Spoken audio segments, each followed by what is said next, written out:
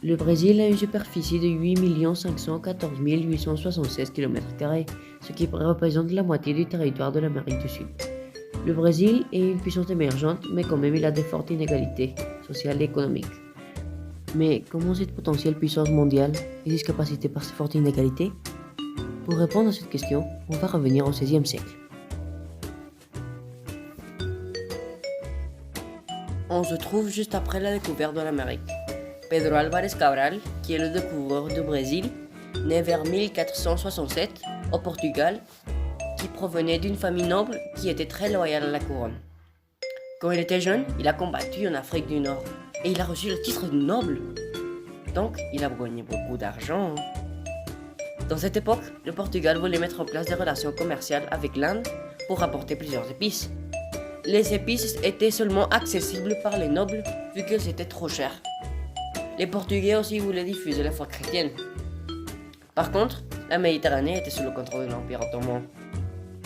Les Portugais décident donc de contourner l'Afrique, le parcours découvert par Vasco de Gama. Ils profitent aussi de passer par les colonies autour de l'Afrique pour apporter de l'or et des esclaves.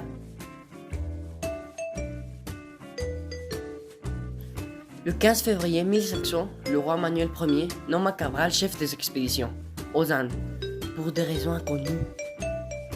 Ce voyage était dangereux, mais Cabral l'acceptait pour de l'argent. La flotte que Cabral commandait était composée de 9 caracs et 2 grandes caravelles qui voyageaient vers les Indes.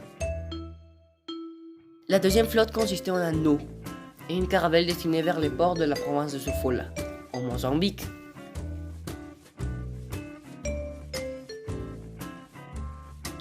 La grande flotte de 13 navires leva l'ancre du Restello le 9 mars 1500.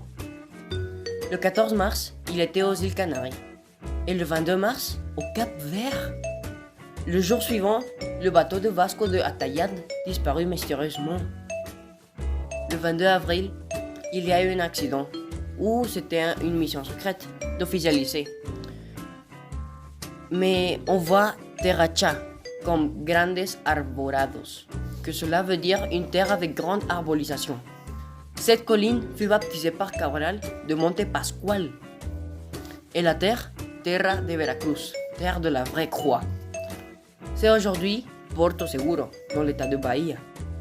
Le 24 avril, Cabral reçoit des natifs au bord de son bateau.